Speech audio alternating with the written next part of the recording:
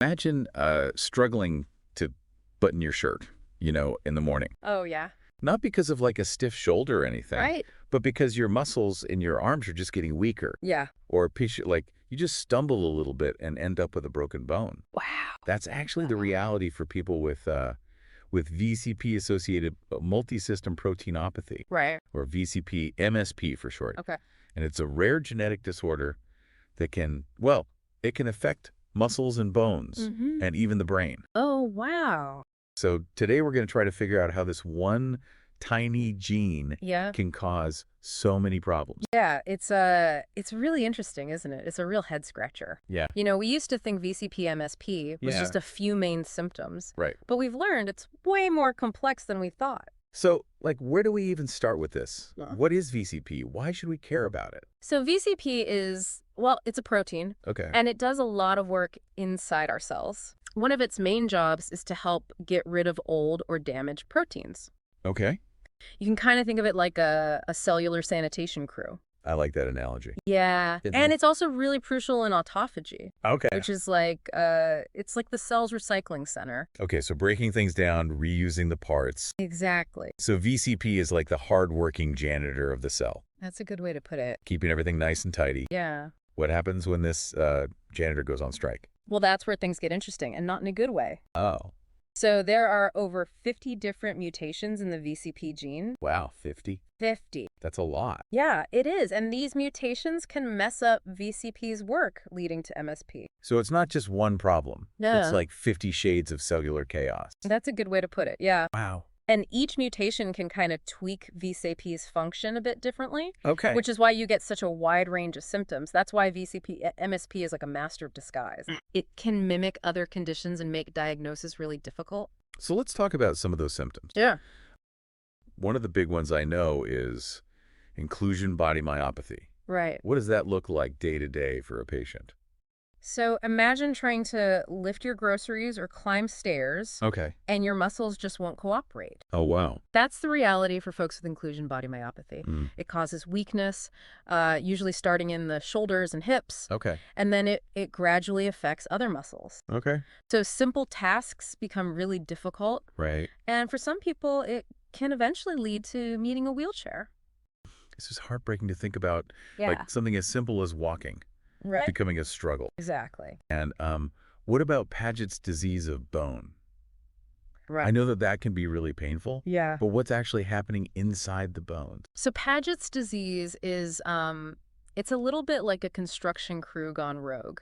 Oh, yeah. It disrupts that normal process of bone breakdown and rebuilding. And so it leads to bones that are abnormally shaped, weak, and prone to fractures. So they break easily. Yeah, it's like a house with wonky walls and a shaky foundation. Yeah, that's not good. It's not going to hold up very well. So someone with Paget's might experience like pain, deformities, Right. and even fractures from simple things like a stumble. Exactly. That's scary. Yeah, it is. And then there's frontotemporal dementia, Mm-hmm. which affects the brain. Yeah. What's going on there? Frontotemporal dementia is really challenging because it affects personality Okay. and behavior and language. Hmm. So imagine a loved one suddenly becoming withdrawn or impulsive, Right. or struggling to find the right words. Yeah. It's a really stark change that can be incredibly distressing for everyone involved. It sounds like VCP MSP is just stealing away a person's Yeah. strength, their independence, Mhm. even their sense of self. It's true. And we're just talking about the 3 most common ways it shows up. Right. You mentioned there are others too, right? Yeah, unfortunately. Oh, no.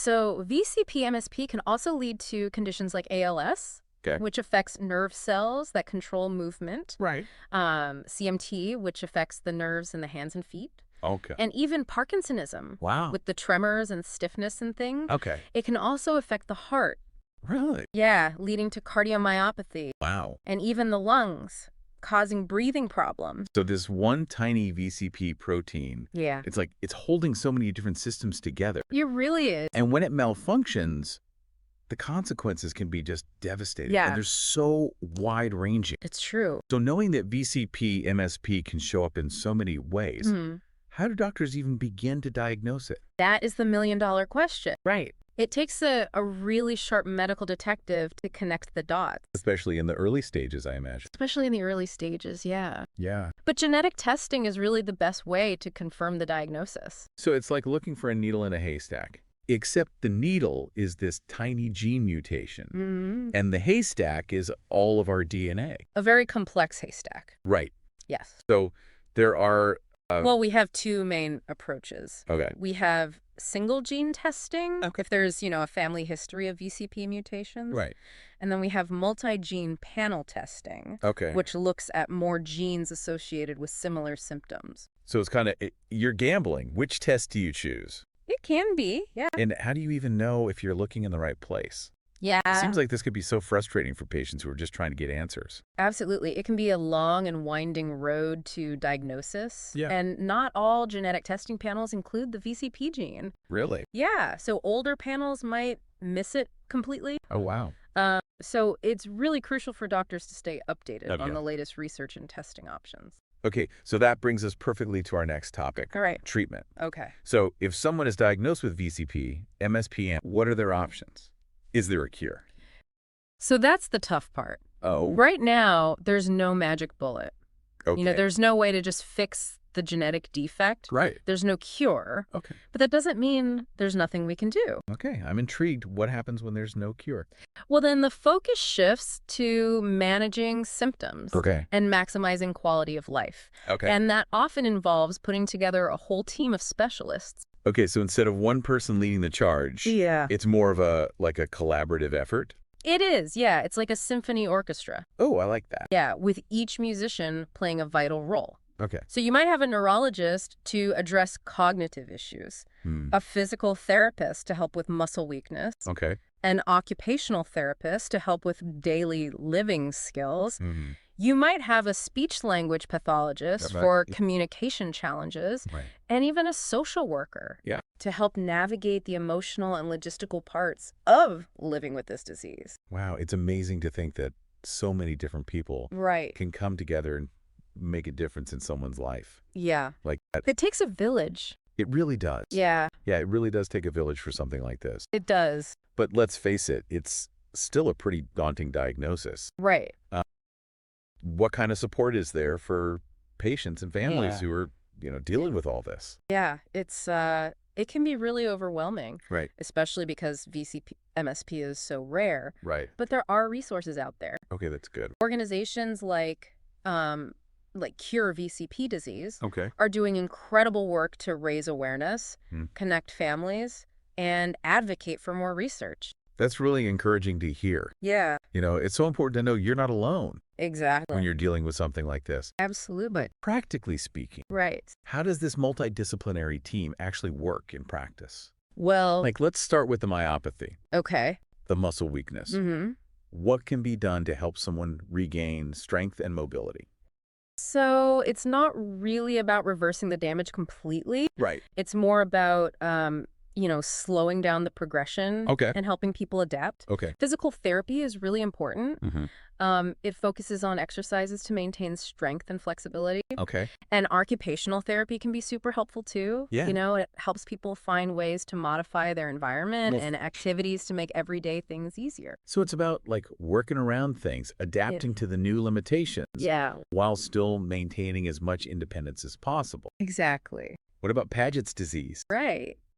I imagine managing the pain and preventing those fractures is a top priority. Absolutely. Yeah. Yeah. So medications called bisphosphonates are often used, Right. and those they slow down the excessive bone breakdown. You kind of think of them like traffic controllers. Yeah. Calming down that chaotic bone remodeling. Right. Right.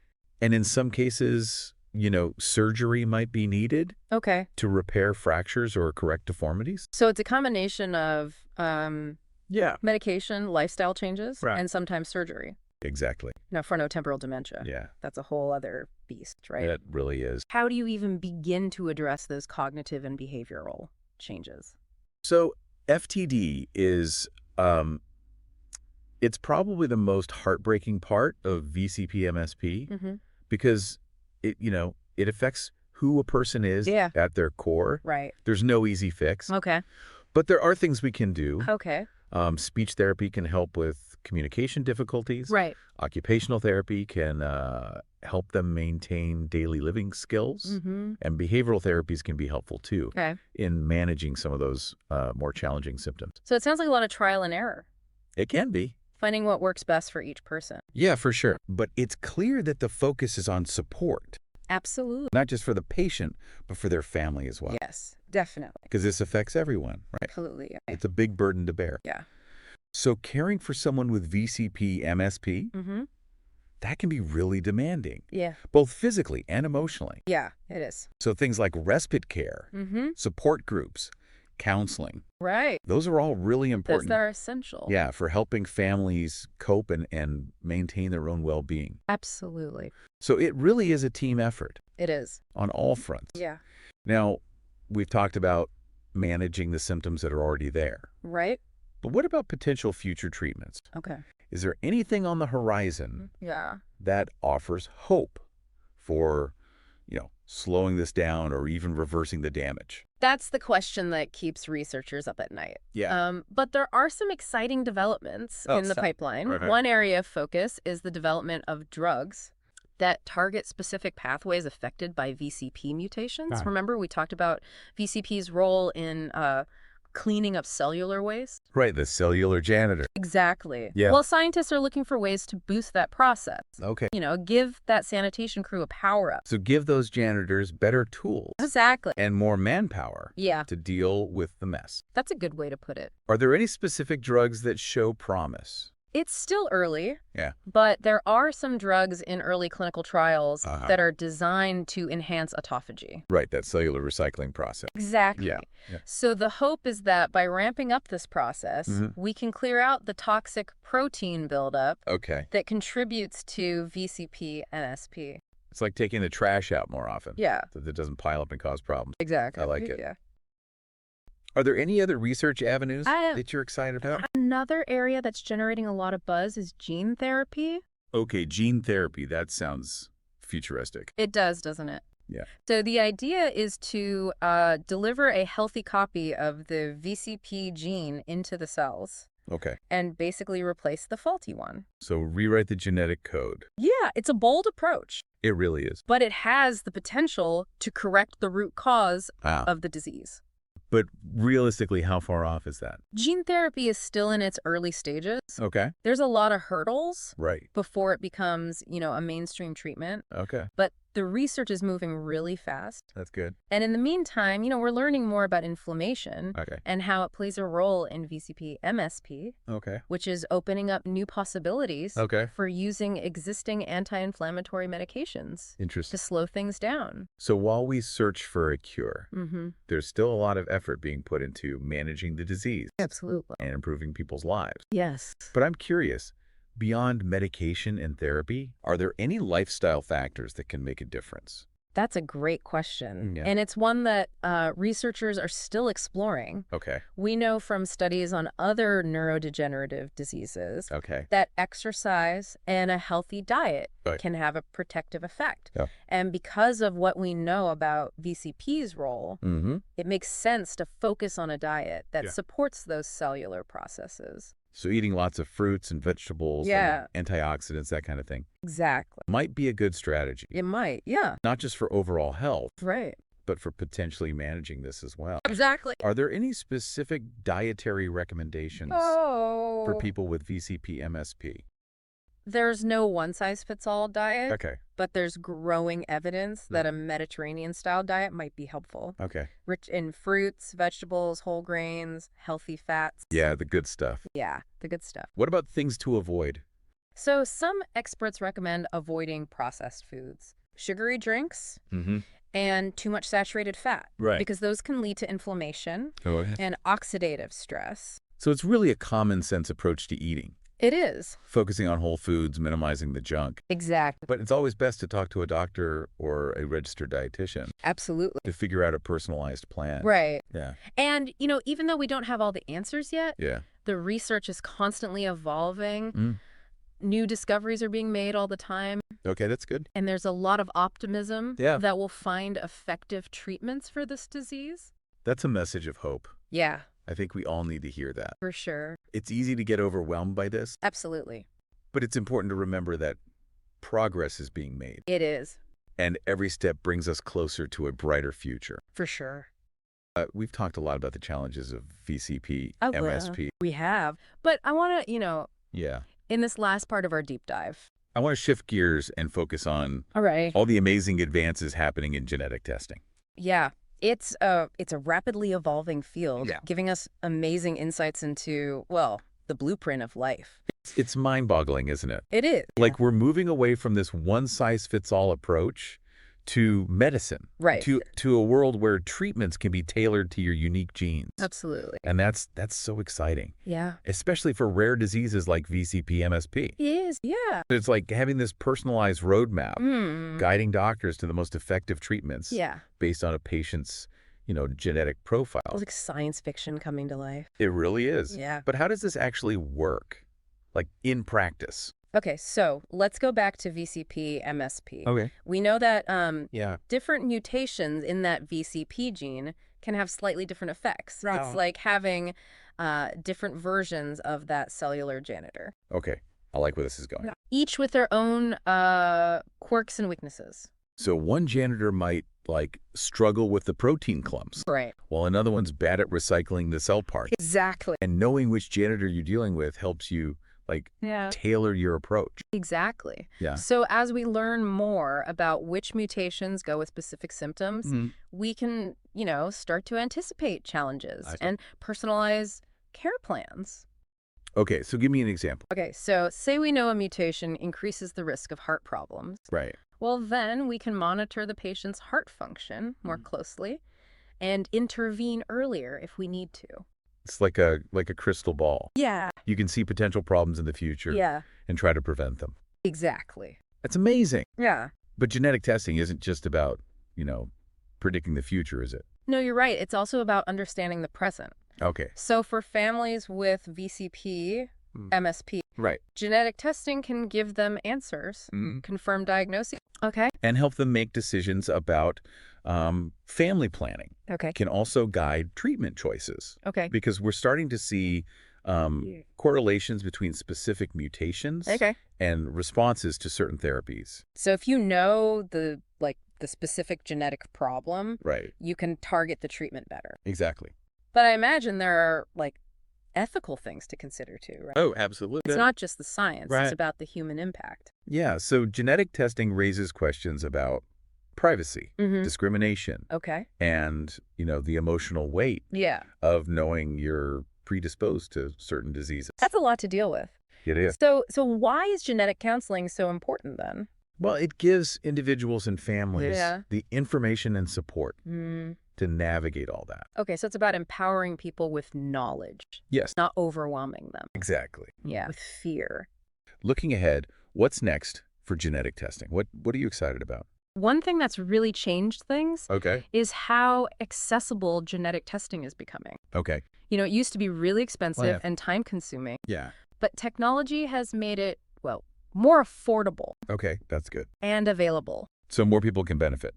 Exactly. Regardless of, their income or where they live. Absolutely. That's great. And we're also seeing these more comprehensive testing panels. Oh, right. You mentioned that the older panels might miss the VCP gene. Exactly, because our understanding of these diseases is always evolving. Right. So those panels are getting better, allowing us to, cast a wider net and identify more of these genetic culprits. So earlier and more accurate diagnoses. Exactly, which is so important. Yeah, for getting people the help they need. Exactly. So it's like having a more powerful microscope. You can see the smallest details and connect the dots. And as those technologies keep evolving, the possibilities are endless. It's both exciting and a little scary. Yeah, it is. But it's clear that the future of medicine is tied to our understanding of the human genome. It really is. And for people with VCP-MSP, these advances offer a real glimmer of hope. I agree. For a better future. VCP-MSP is still a challenging disorder, but the research and the breakthroughs are giving us the tools to solve these mysteries and improve lives. It's a reminder that even with these huge challenges, Yeah. the human spirit of inquiry and innovation, it keeps shining through. It does. And that's what gives us hope for a future where rare diseases like VCP, MSP don't have the power to steal away lives and dreams. I agree. Thank you for joining us on this deep dive. It was my pleasure. We hope you learned something new today. I hope. And feel empowered to explore this fascinating world of genetics. It's fascinating, isn't it? It really is. Yeah. And its impact on our health and well-being. Absolutely.